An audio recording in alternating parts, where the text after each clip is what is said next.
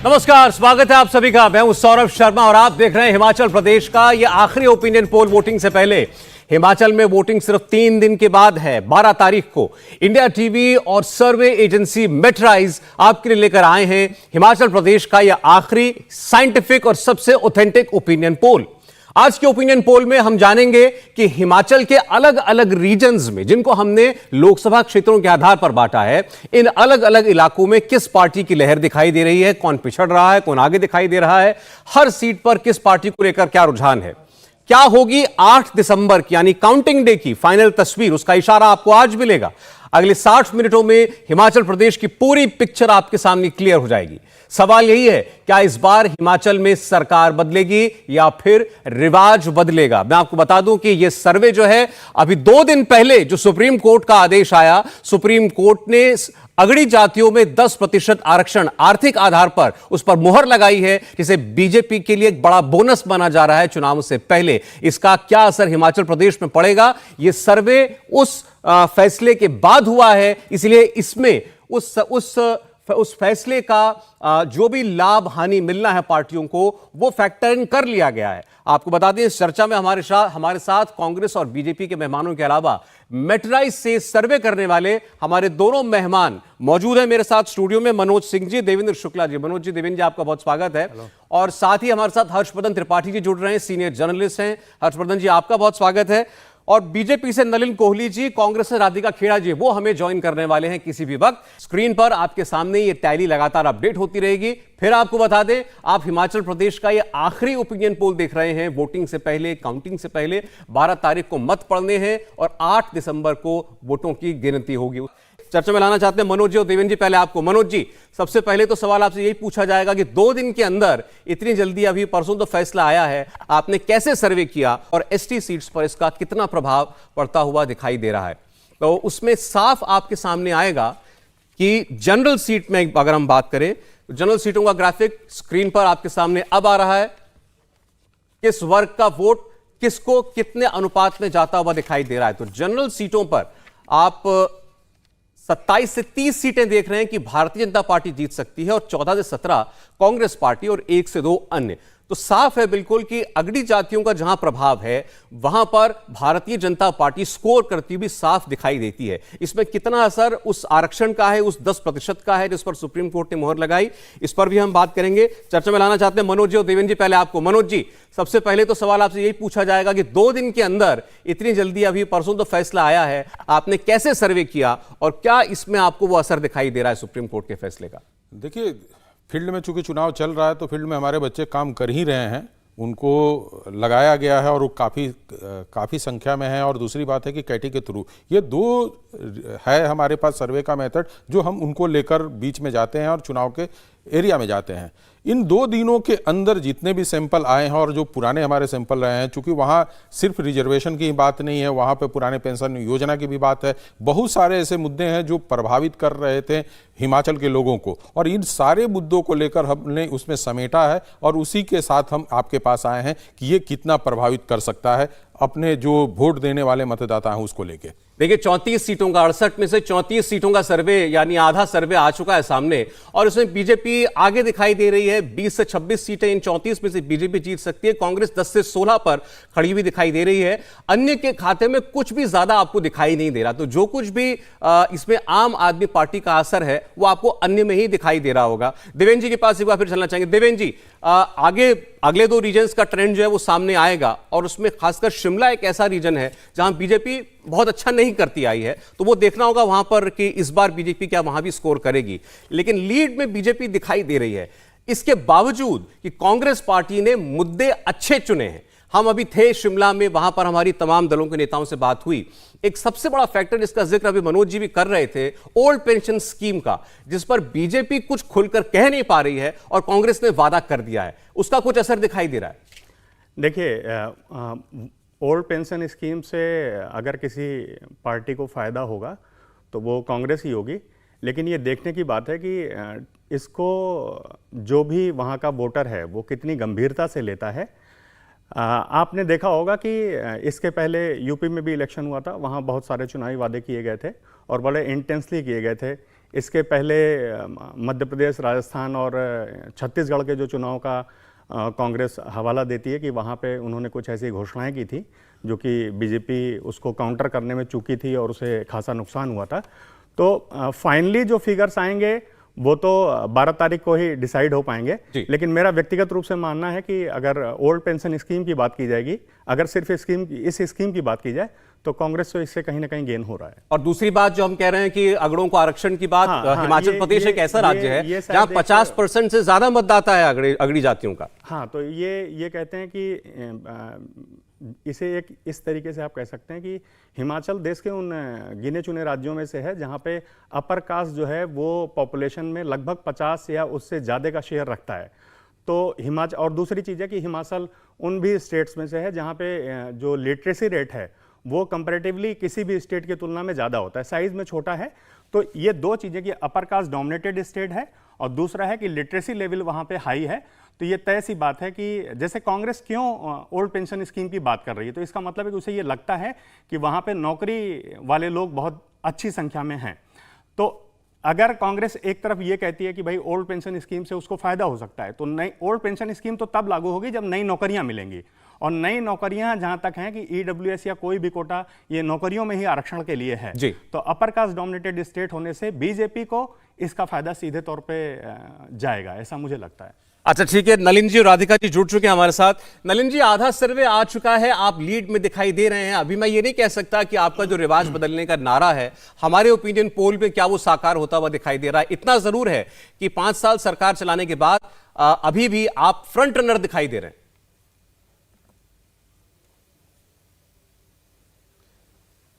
सौरभ जी, आपसे तो शिमला में भी मुलाकात हुई और मैं काफी समय से वहां था, आज ही लौटा हूं, और कई कारण है जो हम मानते हैं कि भारतीय जनता पार्टी का बहुत अच्छा प्रदर्शन रहेगा और सरकार फिर से आएगी। पहली बात है, अगर हम अपने कार्यशैली को देखें तो हिमाचल प्रदेश में जो कार्य हुए हैं जयराम ठाकुर जी की सरकार के रहते, वो काफ़ी महत्वपूर्ण विकास के काम हुए हैं।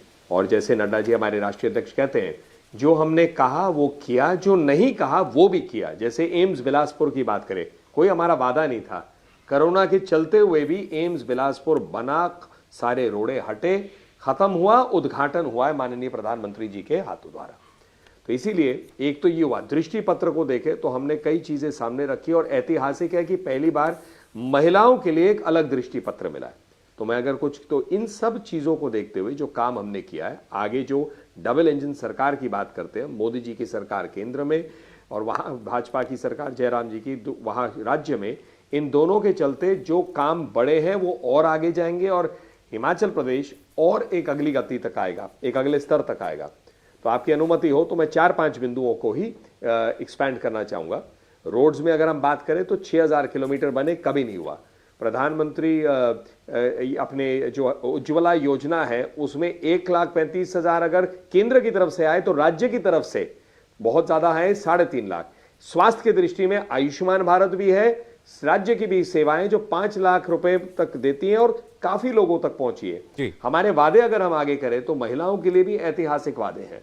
तो इसीलिए हम मानते हैं कि हमारा एक पॉजिटिव एजेंडा है, काम जो किया है उसको आगे बढ़ाएंगे, डबल इंजन की सरकार इसे गति देगी और हिमाचल प्रदेश की जनता को वहां पर एक सुनहरा विकास का एक और लहर आए, उसका एक पूरा हम लोग आशीर्वाद के लिए उनके साथ खड़े हुए हैं और आशा करेंगे कि 12 तारीख को जब वोट करेंगे वो आशीर्वाद हमें मिलेगा और हम मानते हैं हमारी सरकार बनेगी। अच्छा ठीक, एक बार राधिका जी के पास चला जाऊं। जैसा मैंने पहले कहा, कांग्रेस पार्टी का प्रतिज्ञा पत्र इस बार निकला और भारतीय जनता पार्टी संकल्प पत्र जारी करती है। दोनों ही हमने देखे हैं, शिमला भी हम होकर के आए, लोगों से बात भी की। राधिका जी, मैंने जैसे पहले कहा कि आपके मुद्दे इस बार अच्छे हैं, ये बिल्कुल ठीक बात है। चाहे वो ओल्ड पेंशन स्कीम की बात हो, अग्निवीर योजना पर आप जैसे चोट कर रहे हैं, 1 लाख रोजगार पहली कलम से कैबिनेट की बैठक में देने की बात है, या महिलाओं के लिए आपने भत्ते की बात की है। सारे मुद्दे ऐसे हैं जो आपको लाभ पहुंचा सकते हैं अगर ये सीधे वोटर तक पहुंचे तो। लेकिन बीजेपी की सारी कोशिश, और वो भी किसी और के जरिए नहीं बल्कि प्रधानमंत्री मोदी के जरिए, वो ये है लोगों तक ये मैसेज देना कि आपके कहने भर से कुछ नहीं होगा, आप सत्ता में लौट ही नहीं रहे हैं, आज प्रधानमंत्री ने 2 सभाएं की, हर जगह यह कहा कि इतने राज्य हैं जहां पर कांग्रेस पार्टी को लोगों ने दशकों से नकार रखा है और बीजेपी की सरकारें रिपीट हो रही है। कहने का मकसद ये, बीजेपी ये कहना चाहती है कि जो भी वादे हम कर रहे हैं वही पूरे होंगे क्योंकि सत्ता में हम ही आएंगे। सौरभ जी, सबसे पहली बात, 14 से 17 सीटें, करीबन 14-15 सीटें भारतीय जनता पार्टी ने बदली हैं विधायकों की, और ऐसी सीटें बदली हैं कि जहां पे अनुराग ठाकुर जी हो या जो एमपीज भी लड़ चुके हैं चुनाव, उनके आंसू हमने छलकते देखे, कैसे फूट फूट के रोए। ऐसे भी हमने live video call, audio call सुनी जिसमें प्रधानमंत्री जी को स्वयं फोन करना पड़ा लोगों को कि मत लड़ो चुनाव। अगर आपके विधायकों ने, और जिस तरीके से आप कहते हैं ये डबल इंजन की सरकार है, डबल इंजन नहीं, ट्रबल इंजन की सरकार है, ट्रबल इंजन की सरकार है, इसीलिए आपको 14 सीटें बदलनी पड़ी। अगर आप इतना अच्छा बेहतरीन काम कर रहे थे तो आपने उन विधायकों की सीट क्यों काटी? क्यों धूमल साहब की सीट काटनी पड़ी आपको? क्यों आपको अपने देश के एक इतने बड़े मंत्री साहब को आज आंसू बहाने पड़े? नड्डा साहब के सामने लोगों को आंसू बहाने पड़े? अगर इतना अच्छा काम हो रहा था तो पहली बात तो इनकी सीटें नहीं कटती। नलिन जी कह रहे थे यहाँ पे सड़कों की बात करी थी।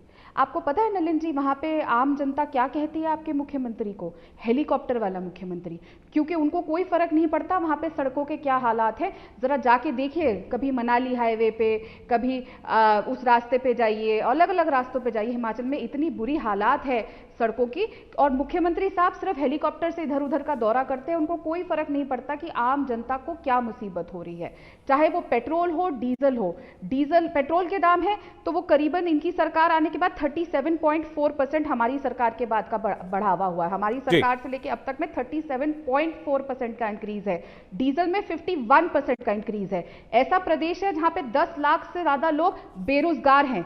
ऐसा डबल इंजन काम कर रहा था, इसीलिए मैं कहती हूँ ट्रबल इंजन। और ओपीएस स्कीम बहुत ही महत्वपूर्ण मुद्दा है, और ये बात हम नहीं कह रहे, जो आप कह रहे हैं कि लोगों तक बात पहुंचेगी कि नहीं, जो सरकारी मुलाजिम बैठे हुए हैं और ओपीएस स्कीम की मांग कर रहे हैं, हड़ताल पे बैठे हुए हैं। पिछले महीने जब प्रियंका गांधी जी और हमारे छत्तीसगढ़ के मुख्यमंत्री श्री भूपेश बघेल जी उन लोगों से मिलने गए, तो सौरभ जी आपको पता है, ये कई चैनलों में भी दिखाया था, उन्होंने क्या कहा कि आप पहले ऐसे नेता हैं जो हमसे बात करने, हमारी बात सुनने आए हैं। हमें स्कीम मिलती है कि नहीं वो आगे की बात है, लेकिन ट्रबल इंजन के जो हेलीकॉप्टर के मुख्यमंत्री हैं, वो आज तक ना सरकार ना उनका कोई नुमाइंदा आके हमसे बात भी ठीक है राधिका जी, तो देखिए हिमाचल प्रदेश में अगर बीजेपी नारा दे रही है रिवाज बदलना है, तो इस बात को बड़ी ये अच्छी तरह जानते हैं कि इनका काम बड़ा कठिन है। जो नहीं हुआ 37 साल में वो ये करना चाहते हैं, और आपके लिए इस बार अगर परंपरा के तहत वोट पड़ते हैं तो बहुत कुछ मुश्किल नहीं है। मुद्दे आपके ऐसे हैं जो बाकी लोगों को छूते हैं। इसलिए मैंने कहा कि ये बीजेपी की कोशिश ये है कि लोगों तक ये मैसेज पहुंचाए कि आप कांग्रेस पार्टी पर भरोसा नहीं कर सकते। एक तो कांग्रेस पार्टी लौटेगी नहीं, और दूसरे लौट भी गई उसके बावजूद कांग्रेस कुछ करने वाली नहीं है, भले वो आज कितना वादा कर दे, क्योंकि कोई गणित नहीं लगाती कांग्रेस पार्टी। पैसा कहां से आएगा पेंशन के लिए, कहां से आप भत्ता देंगे? आप कहते हैं पहले इतना कर्जा हो चुका है सरकार के ऊपर, कहां है रुपया इतना काम करने के लिए? तो ये पिच है बीजेपी की। मैं हर्षवर्धन जी को चर्चा में लूं, फिर उसके बाद हम जरा शिमला की बात करेंगे। हर्षवर्धन जी, बीजेपी की सारा कैंपेन का सार लगता है यही है कि पूरा देश कांग्रेस को नकार रहा है और बीजेपी की सरकारें रिपीट हो रही हैं अलग अलग राज्यों में, और ये मैसेज पहुंचा रहे हैं खुद प्रधानमंत्री मोदी जी अब एक नया रिकॉर्ड बना चुके हैं किसी भी प्रधानमंत्री के द्वारा हिमाचल प्रदेश में की जाने वाली रैलियों का। इसका कितना प्रभाव है? देखिए, एक तो सबसे पहले मैं ये कहूंगा कि निश्चित तौर पर भारतीय जनता पार्टी के लिए वहां राह आसान नहीं है, और इसीलिए जब वहां अभियान चलाया गया कि हम इस बार रिवाज बदलेंगे, तो उनको ये पता था, और भारतीय जनता पार्टी के पक्ष में इसलिए भी क्योंकि वहीं से राष्ट्रीय अध्यक्ष आते हैं, वहीं से सूचना प्रसारण मंत्री अनुराग ठाकुर आते हैं, वहीं अब जयराम ठाकुर जो एकदम पता ही नहीं था, वो कहते हैं कि अमित शाह ने एक रैली में अचानक कहा कि अब आप मुख्यमंत्री बनेंगे, तो जहां से उनको लड़ना था वो सीट दूसरी हो गई, और इस तरह से एक अप्रत्याशित मुख्यमंत्री आता है। और जयराम ठाकुर चूंकि पूरी तरह से एकदम संगठन वाले आदमी हैं, विद्यार्थी परिषद का उनका बैकग्राउंड रहा है, और उसके बाद वो अचानक वो मुख्यमंत्री बना दिए गए। तो एक तरह से कहें कि जो हिमाचल में घरानों की राजनीति थी वो टूटी है। वो बहुत हम्बल बैकग्राउंड से आते हैं, शायद यही वजह रही कि नरेंद्र मोदी ने उनको चुना, तो जो सबसे पहली जरूरी बात है समझने की। अब अगर देखें कि क्या बहुत चमत्कारिक हुआ तो हो सकता है कि चमत्कारिक होता हुआ ना दिखे, लेकिन यह भी सच है कि 5 वर्षों तक जयराम ठाकुर के नेतृत्व वाली सरकार पर कोई बड़ा ऐसा आरोप नहीं है। आप ये हेलीकॉप्टर वाला कहना तो पहाड़ी राज्य में किसी को कहा जा सकता है, वहां जो मुख्यमंत्री होते हैं, और पहाड़ी राज्य क्या जो लोग जानते हैं वो चरणजीत सिंह चन्नी जी का हेलीकॉप्टर या किसी का भी हेलीकॉप्टर वो सब ऐसे ही चलते हैं, तो वो मुझे लगता है कोई विषय नहीं होता। हाँ, ओल्ड पेंशन स्कीम एक बड़ा मुद्दा है, क्योंकि जो इस तरह के राज्य होते हैं, जो पहाड़ी राज्य हैं, वहां पर जो सरकारी नौकरियों में लोग हैं, उनको लगता है कि हाँ अगर ये हमें मिलेगा तो बेहतर होगा। लेकिन दूसरा एक मुद्दा उसी के साथ उठता है जब आप अव्यवहारिक वादे करते हैं। आप तो कह रहे हैं ओल्ड पेंशन स्कीम, अगर हिमाचल जैसे राज्य में 1 लाख सरकारी नौकरी पहली मीटिंग में, तो याद आ जाता है बिहार, याद आ जाते हैं देश के दूसरे राज्य। और एक छोटा सा आंकड़ा बताता हूं कि सरकारी नौकरियां घटने का क्रम तो नरसिंहा राव के समय में ही शुरू हो गया था। सरकारी नौकरी, जब आप कहते हैं कि हम ग्लोबलाइजेशन की तरफ जा रहे हैं, अटल जी के सरकार में वो गिरा और मनमोहन सिंह जी के समय में वो बहुत नीचे आ गया। यानी जो साल में नौकरियां देने का आंकड़ा था वो 10, एक तरह से कहें कि एक दहाई रह गया। तो मुझे लगता है कि जो हिमाचल का मुद्दा है उस मुद्दे पर कहां खड़े हैं, तो मुझे लगता है कि मुकाबला थोड़ा टाइट है। लेकिन आप देखिए, प्रधानमंत्री एक प्रत्याशी को, बागी को बैठाने के लिए लगा है, तो आप दोनों तरह समझ सकते हैं बीजेपी की मुश्किलें भी, लेकिन वो किस तरह से काम कर रहे हैं। कांग्रेस क्या कर रही है इसके बीच में, वो भी तो जरा समझ में आए, तब तो जनता समझेगी ना कौन हमारे साथ खड़ा है। अच्छा ठीक है, राधिका जी जवाब देना चाहते हैं। राधिका जी आता हूं आपके पास, एक शिमला रीजन की बात और कर लें, फिर और आगे चर्चा करेंगे। शिमला जैसे हमने आपको बताया, ये वो इलाका है जहां बीजेपी बहुत अच्छा नहीं करती आई है। तो आप देखें तब भी 45% वोट बीजेपी को मिलता हुआ दिखाई दे रहा है हमें अपने सर्वे में फिलहाल, और कांग्रेस पार्टी को 44% वोट। तो आप समझ सकते हैं कि शिमला में कितनी टाइट फाइट है, और 11% वोट अन्य पार्टियों या निर्दलियों को जा सकता है। तो 45% वोट बीजेपी को, 44% वोट कांग्रेस को, ये शिमला रीजन में हासिल होता हुआ दिखाई दे रहा है। और इसको अगर आप सीटों में तब्दील कर लें तो आप देखेंगे कि यहां पर मामला जो है थोड़ा सा उल्टा पड़ता हुआ दिखाई देता है हमें बीजेपी के खिलाफ। 6 से 9 सीटें बीजेपी और 8 से 11 सीटें कांग्रेस पार्टी जीत सकती है। तो इस रीजन में एक बढ़त हासिल करती हुई दिखाई दे रही है हमें कांग्रेस पार्टी। शिमला राजधानी है, सबसे ज्यादा समय मुख्यमंत्री यहीं बिताते हैं, लेकिन यहां पर भारतीय जनता पार्टी ने पिछले चुनाव में भी बहुत अच्छा नहीं किया था, और इस बार भी सर्वे भी ये बता रहा है कि कांग्रेस पार्टी यहां पर आगे निकल सकती है भाजपा से। अब केवल एक लोकसभा क्षेत्र रह जाता है, वो है मंडी, और मंडी बड़ा लोकसभा इलाका है, वहां भी प्रधानमंत्री की सभा हुई है।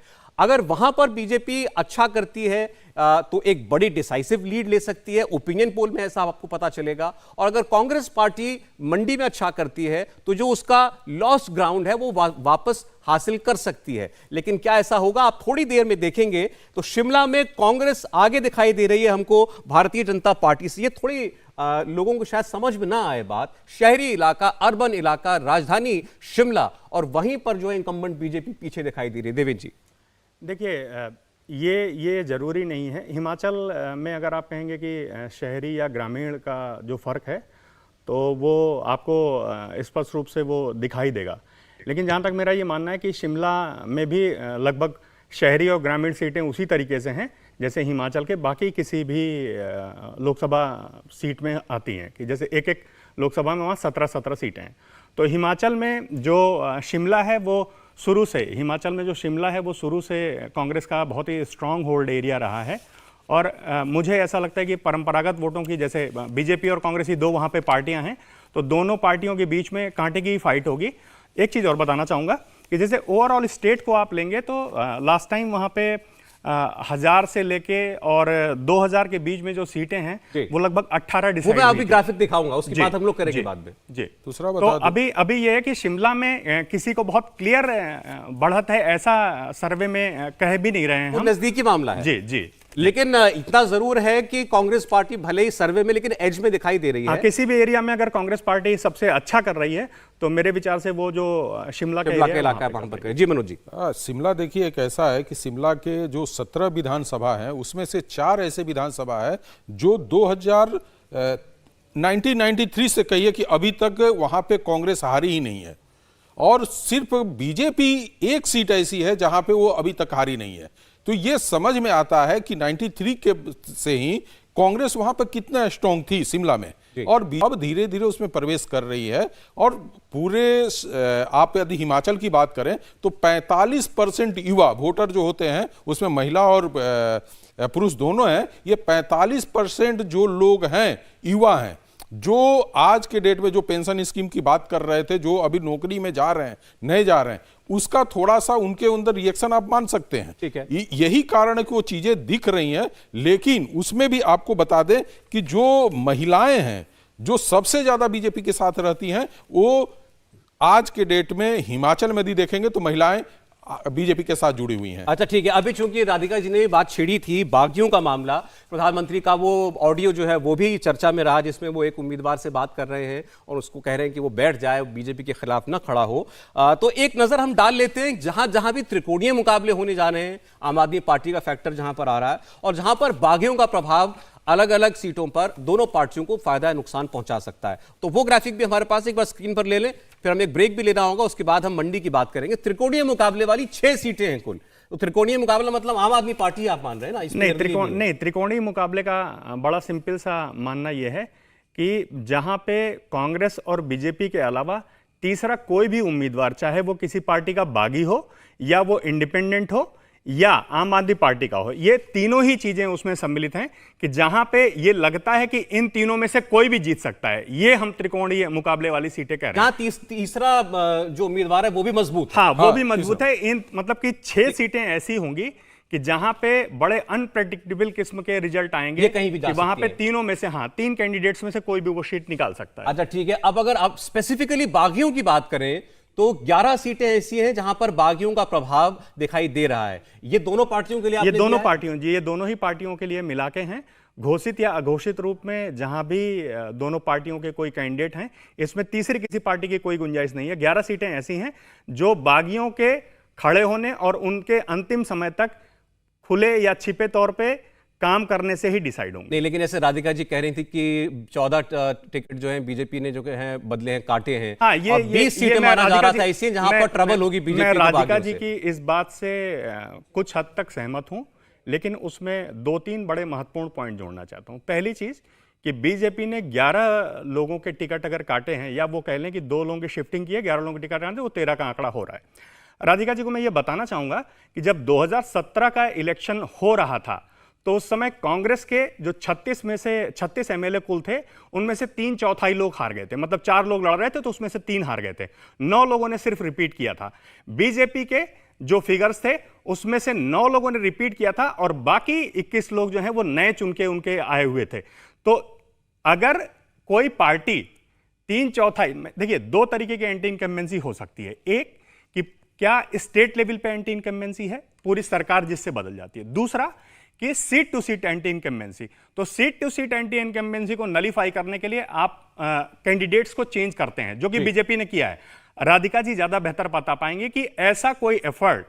और एक चीज और बताना चाहूंगा कि बीजेपी जब पावर में नहीं थी 2017 में, तो भी उसे एंटी इनकम्बेंसी का असर सीट टू सीट देखना पड़ रहा था। उसके भी 1/3 लोग हार रहे थे, लेकिन जो रूलिंग पार्टी थी उसके लिए 3/4 था। अब देखना यह है कि क्या बीजेपी के लिए दोहरी तरीके की एंटी इनकम्बेंसी काम करती है। दोहरी तरीके की एंटी इनकम्बेंसी का अभी मतलब तक मुझे ब्रेक लेना है, देवेंद्र जी आपको रोक रहा हूं अभी तक, लेकिन आपने सर्वे में जितना दिखाया है 3 रीजन्स का, इसमें बीजेपी आगे दिखाई दे रही है, लेकिन कैचअप करने का बहुत अभी स्कोप दिखाई दे रहा है कांग्रेस पार्टी के लिए। एक बार फिर आपका स्वागत है, आप देख रहे हैं इंडिया टीवी और मेट्राइज का हिमाचल प्रदेश का ये ओपिनियन पोल। 2 दिनों बाद वोटिंग हो रही है हिमाचल प्रदेश में। उससे पहले आखिरी ओपिनियन पोल है, जनता का मन क्या कह रहा है। इस सर्वे में हमने टटोलने की कोशिश की है 4 लोकसभा क्षेत्रों में अगर आप हिमाचल प्रदेश को बांटें तो उसके बाद किस क्षेत्र से कितनी बढ़त कांग्रेस और बीजेपी को मिलती दिखाई देती है, आम आदमी पार्टी का कितना असर है, यह आपने देखा। 3 लोकसभा क्षेत्रों की बात हम कर चुके हैं। आखिरी लोकसभा क्षेत्र जो है वो मंडी है, लेकिन उससे पहले हम बात करना चाहते हैं आपके सामने कि जो अलग अलग एज ग्रुप के वोटर हैं वो किस ओर कितना रुझान रखते हुए दिखाई दे रहे हैं। तो अगर आप एज ग्रुप की बात करेंगे तो 24 से लेकर 35 की आयु तक के लोग वोटर भी हैं, 36 से 45 के भी हैं, 45 प्लस के भी हैं, और वो फर्स्ट टाइम वोटर भी है 18 वर्ष से लेकर के 23 वर्ष तक का, वो किस ओर जाता दिखाई दे रहा है ये भी आप देखेंगे। तो आप देखिए, तो अगर 24 से 35 वर्ग के एज ग्रुप में 47%, 47% जो रुझान है इस वर्ग का वो बीजेपी की ओर है, और 43% पर कांग्रेस पार्टी इस वर्ग में पैंठ बनाती हुई दिखाई दे रही है। अगर आगे बढ़ें, 36 से 45 एज ग्रुप के वोटर की अगर आपके सामने हम बात करते हैं, यानी मिडिल एज ग्रुप की अगर हम बात करते हैं, तो उसमें आपको दिखाई देगा कि कांग्रेस पार्टी में ज्यादा एक रुझान है। 47% इस एज ग्रुप के लोग कांग्रेस पार्टी की ओर रुझान रखते हैं, 43% बीजेपी के लिए इस एज ग्रुप में जो है वो आपको पसंद दिखाई ददे रही है। और अगर आप 45 प्लस एज ग्रुप की बात करेंगे तो यहां पर आपको साफ दिखाई देगा कि बहुत ज्यादा फर्क दोनों में आप नहीं कर सकते। 46% इस एज ग्रुप का वोटर बीजेपी की ओर झुकाव रखता है और 44% कांग्रेस पार्टी की ओर। लेकिन जो फर्स्ट टाइम वोटर है, यानी 18 से 23 वर्ष का युवक या युवती जिसे पहली बार मौका मिलने जा रहा है, वो कहां जा रहा है? तो बता दें आपको, 58% इस एज ग्रुप का फर्स्ट टाइम वोटर वो बीजेपी की ओर रुझान रखता है, जिसने इन 5 सालों में सिर्फ बीजेपी की सरकार देखी है, जिसको शायद पिछली कांग्रेस की सरकारों के बारे में ज्यादा मालूम भी नहीं है। और 42% इस एज ग्रुप में कांग्रेस पार्टी को रुझान रखने वाले युवाएं हैं। और आपके लिए हम बता दें कि ये क्यों इंपॉर्टेंट है, क्योंकि 18 से 45 वर्ष के आयु वर्ग में 45% से ज्यादा वोटर है। तो अगर आप इन दोनों एज ग्रुप को जोड़ देते हैं तो आप साफ देखेंगे कि 50% से ज्यादा रुझान आपको 48 से 45 वर्ग के आयु वर्ग में बीजेपी के लिए दिखाई दे रहा है। और यह उसके लिए एक कंफर्ट फैक्टर जरूर हो सकता है। तो युवाओं में बीजेपी के लिए एक बेहतर पसंद की बात दिखाई दे रही है। कांग्रेस पार्टी इस एज ग्रुप में शायद युवाओं को टैप करने में उतनी कामयाब होती दिखाई नहीं दे रही, हालांकि उनके वादे बहुत ज्यादा हैं। इस पर एक बार नलिन जी की राय हम रखना चाहेंगे। नलिन जी, फर्स्ट टाइम वोटर लगता है मोदी जी के ऊपर भरोसा कर रहा है। क्यों नहीं? आप देखिए, इससे पहले वाले चंक में सौरभ जी, राधिका जी ने कई प्रश्न उठाए थे। उन्होंने कहा था डबल इंजन नहीं डबल ट्रबल की सरकार। तो मैं इतना कहूँगा कि उनके हर राज्य में देख लीजिए, वहाँ 2 लोगों की लड़ाई लगातार है। यहाँ कोई लड़ाई नहीं है, ना केंद्र में ना राज्य में। और आप देखेंगे राजस्थान में तो एक ड्राइवर एक तरफ लेने के प्रयास में, दूसरी तरफ दूसरी, सेम छत्तीसगढ़ की कहानी। तो डबल ट्रबल की सरकारें इनके एंड पे, भाजपा की नहीं। दूसरी बात, फर्स्ट टाइम वोटर आप बात करें, इसमें महिला पुरुष दोनों होते हैं। अगर मैं महिलाओं की बात करें तो आप गौर करिए कि महिलाओं के लिए बाद में कहा 33% आरक्षण नौकरियों में। लेकिन शुरू से देखिए, पढ़ाई के लिए, स्कूल जाने की अगर दिक्कत है तो साइकिल 6 से 12वीं के लिए, स्कूटी 12वीं के बाद। पढ़ाई के लिए आपको हॉस्टल की जरूरत है, हर डिस्ट्रिक्ट में 2 हॉस्टल बनेंगे। पढ़ाई में स्कॉलरशिप 5000 बच्चियों को 2500 रुपए महीना जो उनके लिए है, जो मतलब मेरिटोरियस स्टूडेंट्स हैं। अगर गृहिणियों की बात करें तो 3 गैस सिलेंडर फ्री, अटल बीमा योजना के साथ उनको जोड़ने के लिए, ताकि वो भी बेनिफिट। लेकिन नलिन जी, आज कांग्रेस भी आपसे पूछ रही है, आपको जवाब देना चाहिए कि ये रेवड़ियां नहीं है क्या? अपॉर्चुनिटीज, प्रधानमंत्री जिसको रेवड़ी कल्चर कहते हैं, ये 3 सिलेंडर, ये साइकिल, ये स्कूटी, ये रेवड़ी नहीं है क्या? धन्यवाद। नड्डा जी से यह प्रश्न पूछा, बहुत बढ़िया जवाब उन्होंने दिया। There is a big difference between empowerment and allurement. बात नियत की है कि आप बिना शोध किए कि आपकी फाइनेंशियल कंडीशन क्या है, कहां से आएंगे, उसके आधार पर सीधा कह देते सत्ता में आने के लिए। कांग्रेस के वादे होते हैं, भाजपा के वादे नहीं, वादे के साथ इरादे होते हैं। हमारे लिए हर चीज पर शोध हुआ है। हमारा दृष्टि पत्र जो एक एजेंडा फॉर गवर्नेंस है, सोच के साथ कि कहां से पैसा आएगा, कितना खर्च होगा, ऐसे नहीं। कांग्रेस के आप देखिए, उन्होंने कहा 1500 रुपए देंगे हर महिला को। उनके खुद वरिष्ठ नेता आनंद शर्मा जी ने ऑन रिकॉर्ड कैमरा पे कहा है, अरे पैसे कहां से आएंगे? तो आप मुझे बताइए, वो होता है रेवड़ी, बिना सोच, बिना शोध, बिना देखने। अपलिफ्टमेंट एक अलग होता है, वो होता है फोकस्ड। तो मैंने नियत की बात की, और इस बात को कांग्रेस पार्टी, वो क्या है, उसके लिए कागज का टुकड़ा है। वो कहते हैं कि वादे कर लो, बाद में देखिए वादे हैं, वादों का क्या? राधिका जी। सबसे पहले तो नलिन जी, शायद आपने मेरी बात सुनी नहीं थी। मैं यहाँ पे हिमाचल की जनता और हिमाचल के युवाओं की तकलीफ के बारे में चर्चा करी, और मैंने कहा था ट्रबल इंजन, कोई डबल इंजन या डबल ट्रबल नहीं कहा था। ध्यान से सुना करिए। उसी तरीके से आप लोग जनता की आवाज भी नहीं सुन रहे। जब आपको यहाँ पे बैठे बैठे ही साफ नहीं सुनाई दिया तो क्या आपको हिमाचल की जनता की आवाज सुनाई दे रही होगी। यहाँ पे मैं फिर बात करूंगी, आप कह रहे हैं कि नया वोटर युवा वो जाके वोट देगा, नहीं देगा सौरभ जी, क्योंकि युवा सबसे ज्यादा बेरोजगार है। जैसा मैंने आपको बताया 10 लाख से ज्यादा लोग हिमाचल प्रदेश, जिसकी पॉपुलेशन के हिसाब से आप देखिए 10 लाख बेरोजगार लोग होना कितनी बड़ा आंकड़ा है, जिसमें से 8.82 लाख एग्जैक्ट परसेंटेज, और ये मेरा डेटा नहीं है, ये CMI का डेटा है, 8.82 लाख युवा हैं जो बेरोजगार है, जिसमें 15 से 19 साल के 95.6% लोग आते हैं, 20 से 24 साल के 62.13% आते हैं, 25 से 29 साल में 26.15% और 30 से 34 साल में 14.5%। ये फिर बोलूंगी, मेरे आंकड़े नहीं है, CMI के आंकड़े हैं। आपको लगता है ये युवा बेरोजगार जो है, जिसको वादा किया था, और 45 इयर्स में सबसे हाईएस्ट बेरोजगारी का दर अभी है। इन्होंने एक स्कीम लेकर आए थे कि अंग्रेजी प्रशिक्षण देंगे, उससे रोजगार बढ़ेगा, बहुत सारा 50,000 रोजगार देने की बात हुई थी, उसके बाद कुछ नहीं हुआ। आज तक उस प्रशिक्षण को लेके कुछ भी नहीं किया गया।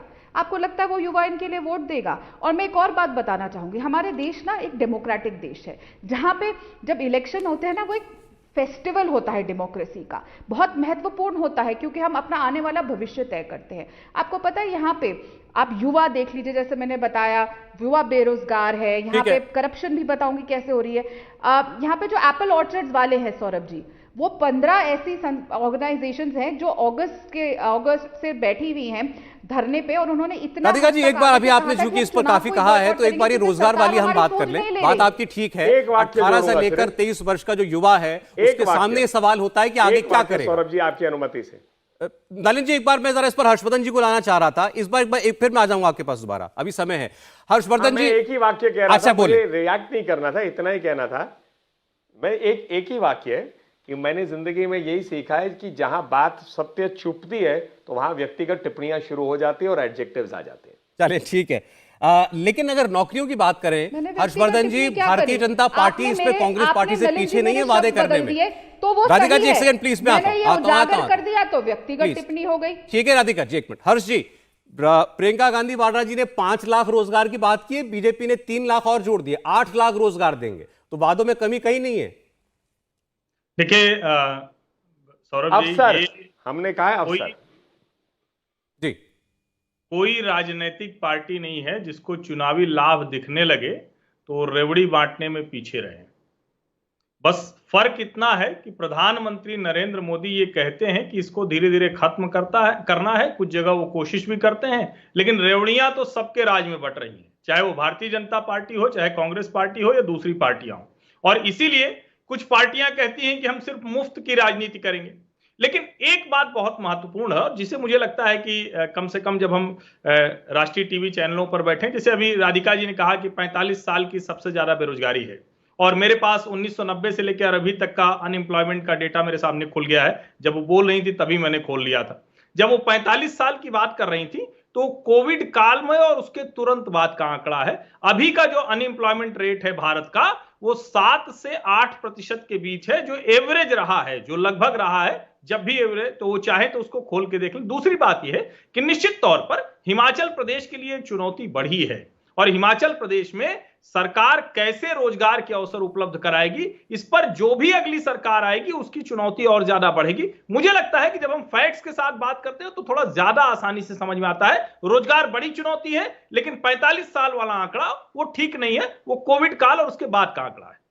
चलिए ठीक, अब चूंकि समय कम रह गया है, तो अगर हम मंडी की बात आपके सामने रख दें तो पूरे हिमाचल की तस्वीर साफ हो जाएगी, और इस ओपिनियन पोल का जो भी आखिरी असेसमेंट है वो भी आपको पता चल जाएगा। तो मंडी की 17 सीटें आपके सामने जब खुलती हैं तो पता लगता है कि यहां पर 49% वोट बीजेपी को, 40% वोट कांग्रेस पार्टी को जाता हुआ दिखाई दे रहा है। तो एक डिसाइसिव मार्जिन वोट शेयर में आपको दिखाई देगा मंडी के इलाके में। यहां भी प्रधानमंत्री ने सभाएं की थी, और अन्य को 11% वोट यहां पर मिल सकता है। 49% वोट मंडी रीजन में बीजेपी को, 40% कांग्रेस पार्टी को और 11% अन्य को। और अगर सीटों में इसको देख ले तो इसके साथ ही पूरे हिमाचल की तस्वीर भी आ जाएगी। मंडी में 12 से 15 सीटें भारतीय जनता पार्टी जीत सकती है कुल 17 सीटों में से, और अगर आप बात करें कांग्रेस की तो 3 से 6 सीटें यहां पर उसे हासिल हो सकती हैं, और अन्य को एक सीट ज्यादा से ज्यादा मिलती हुई दिखाई दे रही है। तो मंडी में सीटों में भी, वोट में भी बड़ा एक मार्जिन के साथ गैप जो है बीजेपी बनाती हुई आपको दिखाई दे रही है। और इसी के साथ ओवरऑल टैली जो है वो भी कंप्लीट हो गई। 68 सीटों का ये सर्वे आपके सामने, भारतीय जनता पार्टी 38 से 43 सीटें जीत सकती है। और ये जो जादुई आंकड़ा है 35 सीट का, उससे ज्यादा है जो सरकार बनाने के लिए चाहिए। कांग्रेस पार्टी 24 से 29 पीछे दिखाई दे रही है। बीच में बहुत ज्यादा अंतर नहीं है, लेकिन फिर भी इस सर्वे के मुताबिक बीजेपी का जो नारा है कि रिवाज बदलना है, वो हकीकत में तब्दील होता हुआ दिखाई दे रहा है। अभी तक इस सर्वे के मुताबिक बीजेपी अपने दम पर सरकार बनाने में कामयाब हो सकती है। कांग्रेस पार्टी 24 से 29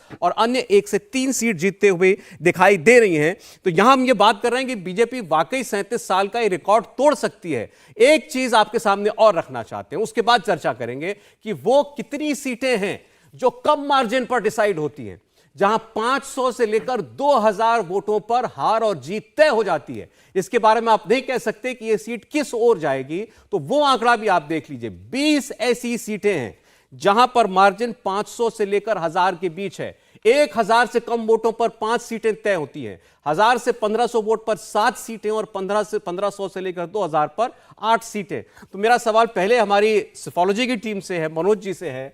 इन 20 सीटों के बारे में आप कह सकते हैं कि ये डिसाइसिवली किधर जा रही हैं? हाँ, मैं इसका जवाब मैं दे रहा हूं सौरभ।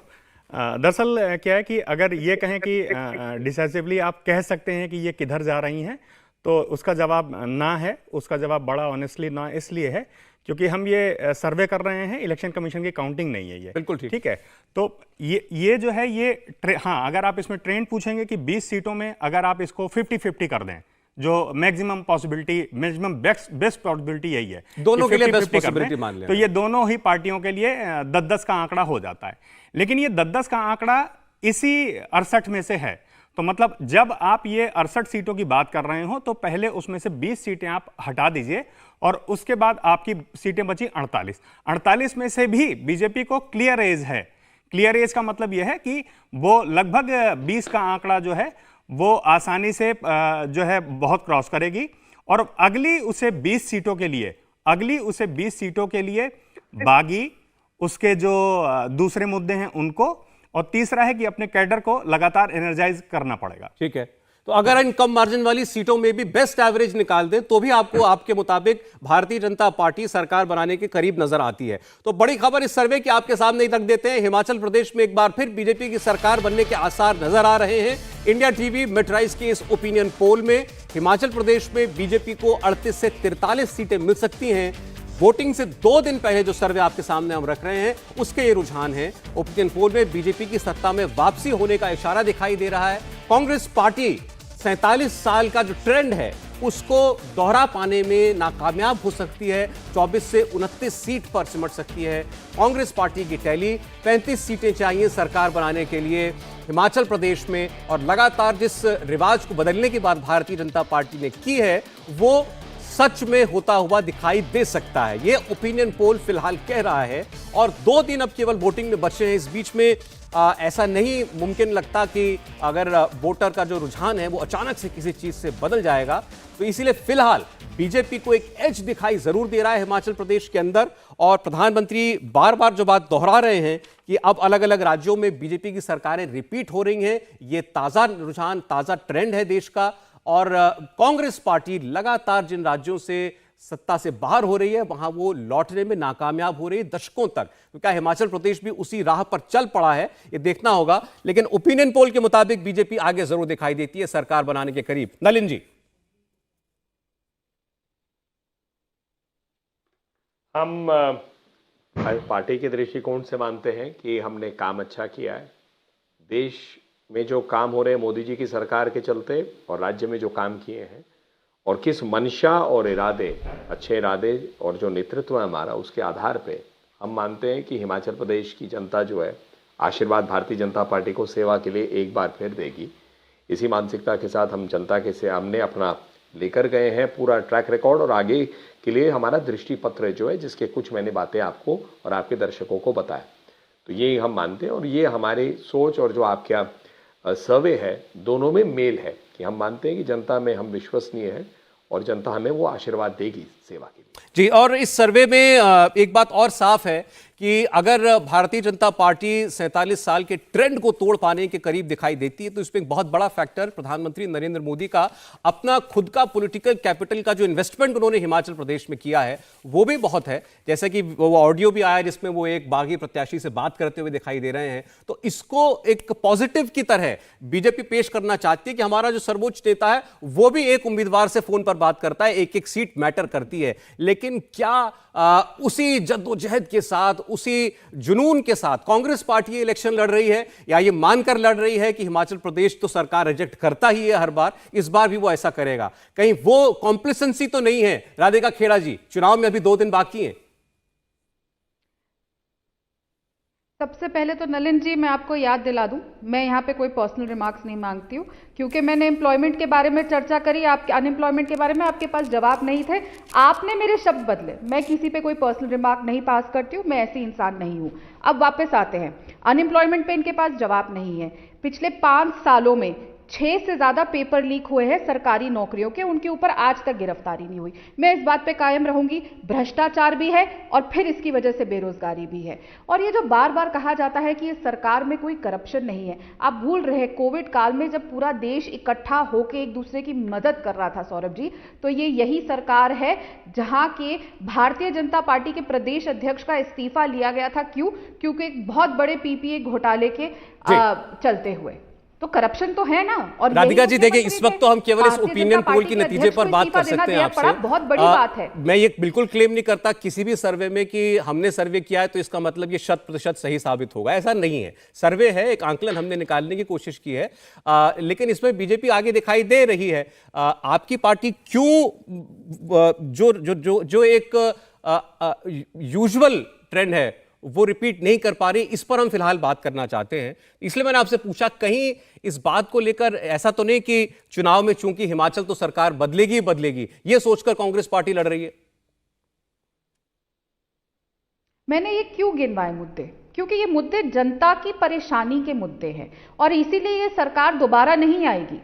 ट्रबल इंजन की सरकार इसीलिए कहा जाता है क्योंकि जब हिमाचल की जनता को ट्रबल हो, परेशानी हो, तो वो ट्रबल इंजन की सरकार ही हुई ना। नरेंद्र मोदी जी को जैसा आपने खुद बताया, रेवड़ियां यहां भी बांटनी पड़ रही है और 27 साल के गुजरात मॉडल में भी जाके बांटनी पड़ रही है, जहां पे हर घर को, चाहे उनको जरूरत हो ना हो, 2 सिलेंडर देने का वादा किया गया है, चाहे वो सक्षम हो और उनको मुफ्त सिलेंडर की जरूरत नहीं है। रेवड़ी वहीं गिनी जाती है जो सक्षम लोग हो, उनको अगर कोई मुफ्त में चीज। अब ये ट्रबल इंजन की सरकार समझ के हिमाचल की जनता इनको नकार देती है, या डबल इंजन की सरकार वाकई उसके फायदे मानकर इनको परंपरा तोड़ते हुए दूसरा मौका देती है? 8 तारीख को साफ हो जाएगा। समय इतना ही था। मैं धन्यवाद करूंगा हमारे मेहमानों का, नलिन जी, राधिका जी, हर्षवर्धन जी, आपको बहुत शुक्रिया, और मनोज जी और देवेंद्र जी का बहुत शुक्रिया ये सर्वे आप तक पहुंचाने के लिए। इंडिया टीवी हर वक्त हर जगह डाउनलोड करने के लिए सर्च करें India TV news Google play store या ऐप स्टोर पर।